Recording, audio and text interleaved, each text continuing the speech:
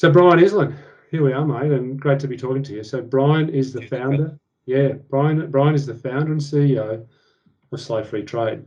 And we're talking today with Brian because he's going to share with us what I think is a hugely inspiring story about his vision, his coming to the idea that he was going to set up Slave Free Trade, what brought him to that point, but also what his vision is for Slave Free Trade and where the organisation's at now, and what we're looking to do here to help Slave Free Trade get over this bit of a hurdle that it's facing at the moment. So Brian, tell us your story, mate. Where are you from, and how did you get to this place to be founder and CEO of a Swiss NGO? It might sound like a long and concocted story, but in fact, Slave Free Trade only started 3.5 years ago, but is the culmination of many different tracks in my life that brought me to that one point, many different, like a crossroads. And so you have to actually go a long way back. So I started out as a soldier. I'm Australian, and I started out as a soldier in the intelligence corps. And then I became a federal agent and specialized in counter-organized crime and was sent abroad. So I worked in China, Mongolia, North Korea, and the Shan state of Burma, principally counter-narcotics, but also counterintelligence. And in so doing, I started coming across human trafficking cases. Came across babies being smuggled by a drug syndicate, for example. They were smuggling for adoptions out of Vietnam. And so for that was really quite a pivotal moment for me, because the human trafficking up until that point hadn't really been discussed in these terms, and the normal drug syndicates, the normal organized crime groups weren't really working on human trafficking in the same way they do now. So it was a pivotal moment for me, and I was told by my government to leave it alone, that it was none of our business, and that didn't sit at all with me. So I took a decision to leave, and then I started working on freelance cases. I did an investigation on human trafficking cases, and my first forced labor case came up, which was a boy, a 12-year-old Khmer boy, who'd been shot in the head and dumped overboard from a prawn boat. And he was one of 3 from his village that had been shot. So as a forced labor case, that was really compelling for me, because I could very quickly see in this very simple investigation, actually, that this boy had been shot catching these prawns, and the reason was the profit motive of the boat owner. He just didn't want to pay these boys at the end of the season, so he shot them because he knew he could get more. And those prawns from that case ended up in the freezer. No end of labour coming through for the prawn boat owner, right? So he could just there's no end of labour. Supply is infinite. That's something we learned. That's something we learned in the 60s about drugs, about narcotics. It's not a lesson we learned very well, but it's something we did learn, that supply is infinite. You have to work on the demand side. Otherwise, all you're doing is there's this propensity in these illicit markets for an upward, self-perpetuating, growing spiral, because supply is infinite. So unless you punch demand in the ribs, you're not achieving anything like systemic change. So that was something we learned very early on in narcotics. Didn't take that lesson across to human trafficking and slavery, unfortunately. And so what we now see is demand continues to spiral out of control. The situation continues to grow exponentially almost. And now in times of COVID, of course, it's even worse. So that prawn boat captain, that prawn boat job was 17 years ago. And so ever since then, I've been doing a lot of freelance work on counter-slavery in about 50 countries. All sorts of things, whether it be commodities and products like mines, plantations, leather tanning, all sorts of the average product that ends up around your house, right through to sexual exploitation. So a wide variety of things. Now, in all of that time, we weren't learning lessons. We were doing ridiculous things, and we still are doing ridiculous things, and call it counter-slavery or counter-trafficking, and actually increasing the problem. So in that time, I also became a bit of a student of behavioral economics. It was a long-held fascination. And it occurred to me that if we wanted to punch demand in the ribs, which is what we need to do to arrest this spiral, that we need to take a demand-side approach, and behavioral economics offers us some fantastic insights that we can use to do that. So I decided, well, what we need to be doing is potentially creating a behavioral system of people who do give a damn, and co-locate their decision with information that can help them make that decision. So in demand, we're talking about public procurement agencies, for example, when Orange County municipality calls for T-shirts for bus drivers, or whether it be you shopping for a T-shirt in a department store. All sorts of consumption occurs, which drives the demand for these products. So let's change that. Let's give sufficient information at point of decision making to the person who's deciding to get them to change their behavior. So 3.5 years ago, I was just arriving in Geneva, and the option was to start a PhD in behavioral economics to design a behavioral system. The alternative was start Slave Free Trade and just do it instead of studying it. So I did. So that's what you did. So I did cut you off there at one stage when I was jumping in, and I think the point you made was that those prawns were ending up in freezers all around the world with grand brand names on them, and that little boy and his three buddies from the village were just collateral damage in that process. So yeah, exactly. So you're looking at a system, Brian, where you can help consumers like me and everyone else. And we were just talking to David earlier this morning that most people think slavery went away with the end of the American Civil War. That was the job done, right? Box ticked, everyone's a winner. But obviously, what you're finding, it's massively. Your work, it's massive everywhere, and it's been driven by supply chains. There's a couple of really simple numbers that can be very telling, and I think one of the most important ones is that we think of the transatlantic slave trade when we think of slavery, right? We think of Africans being trafficked to the Caribbean and to the United States and Brazil, where in fact, so the transatlantic slave trade as a period of time went on for 400 years. There are more people in slave-like conditions right this minute around the world than there were enslaved during the entire 400 years of what we know as the slave trade. Yeah. That tells you something about scale. It does, and so we've got a pretty big problem here, and you've set up Slave Free Trade to try and grapple with that problem.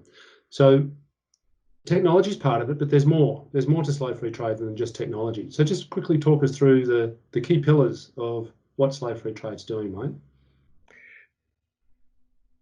We're creating a behavioral system to define a new kind of economy where the things we buy and how they're made are not separated from each other. So our vision is a world of goods and services made in freedom. At the moment, the majority of things are not.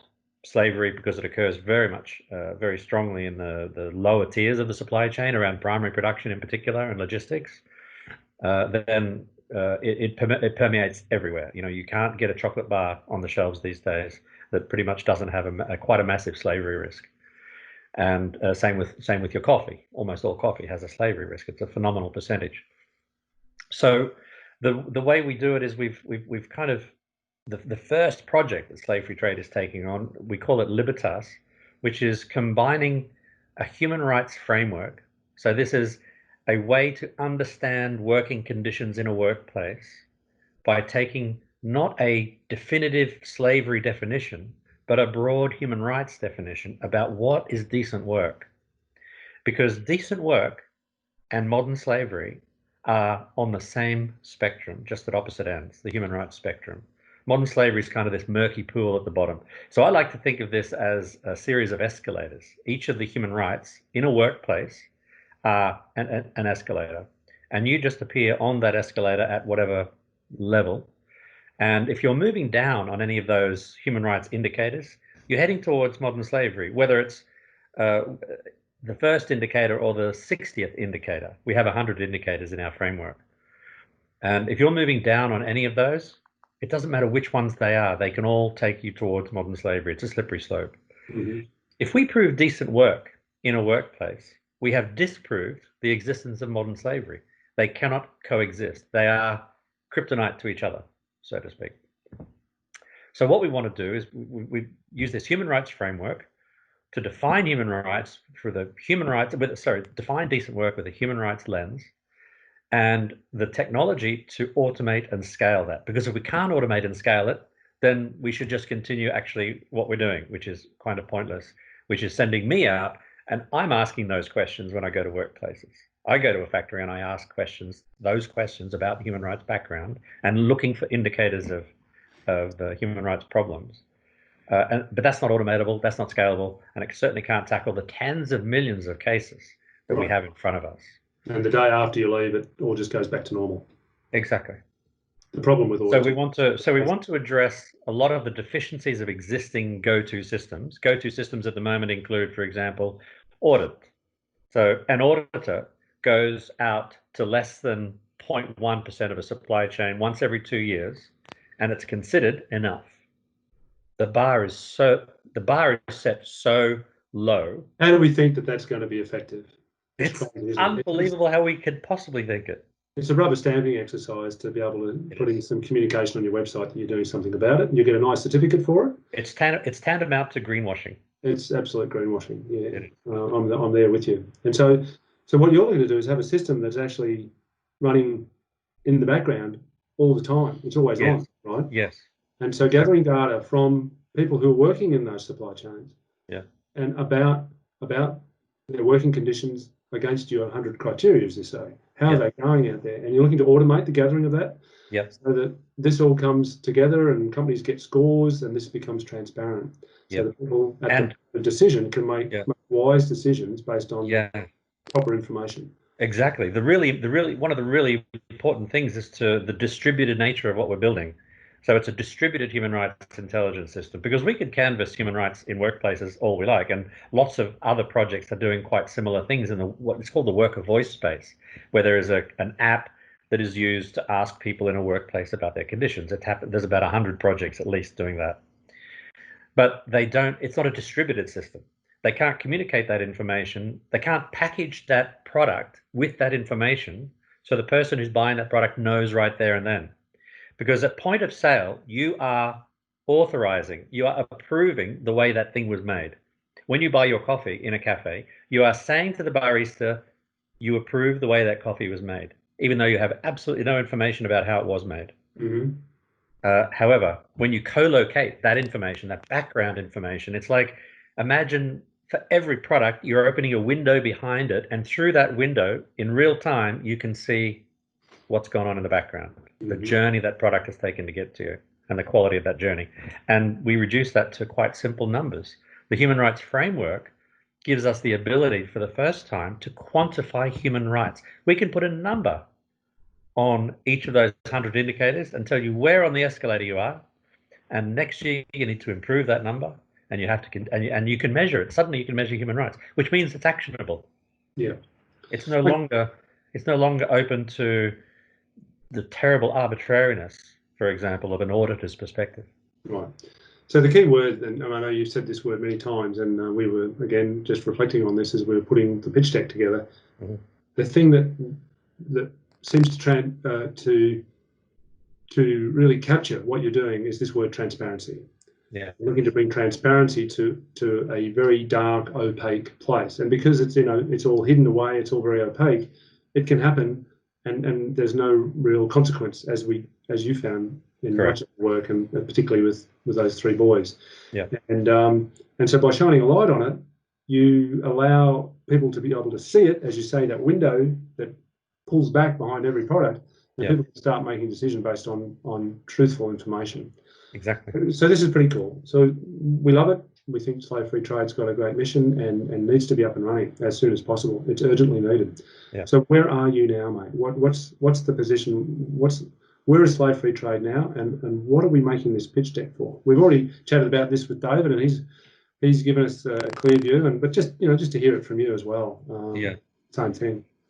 So the first couple of years were actually spent defining the human rights framework, creating this human rights framework. As I said, it was a behavioral system where I had the idea to start a PhD on this, but then actually rather just do it. So doing it meant, okay, what are the human rights standards that we're trying to develop here? Does it exist? And we found it didn't, so we had to create it. So 2.5 years of the human rights framework creation. At the same time, we started messing around with the technology that might deliver us this. So there's lots of, as you know, there's a lot of promises around transparency technology. So blockchain, for example, is much vaunted as a transparency solution, where in fact what we discovered after 2.5 years of surveying the blockchain landscape is it's not an end-to-end solution. So the solution in tech terms needs to be a kind of a hybrid. So some features of blockchain, but actually much more conventional technology, but just built in a way that it is a coherent distributed system.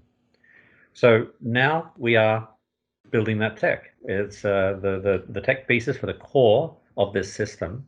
So the core of the system is data collection, data analysis, and aggregation, and then distribution.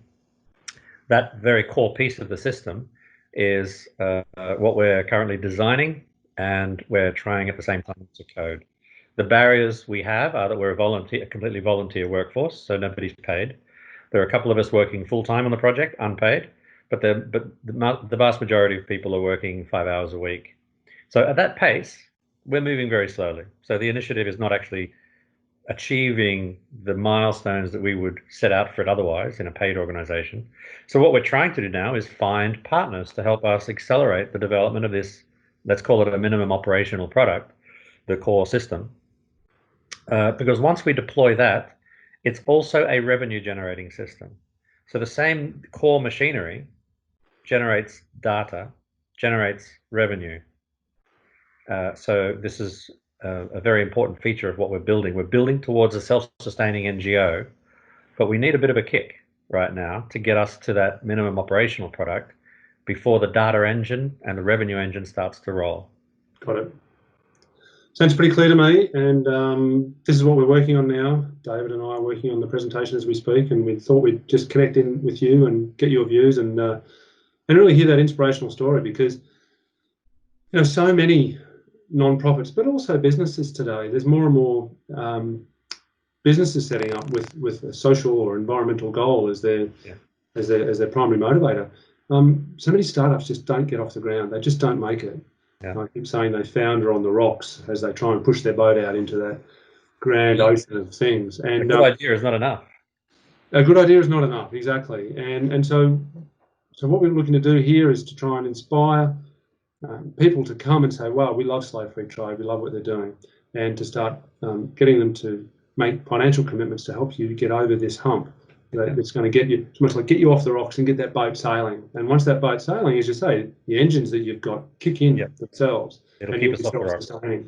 It'll keep you off the rocks. So this is where we are, and you know, we're very grateful to you for allowing us to use Slave Free Trade as a case study for this online course we're developing, because there are so many great ideas out there that just don't make it. You never even hear of them because, you know, inspirational people come up with great ideas, but they just can't get them to market. They just can't get them off those rocks. So we're working on that, and you know, we're grateful for your support and grateful to be able to support you. And let's see where we go, Brian.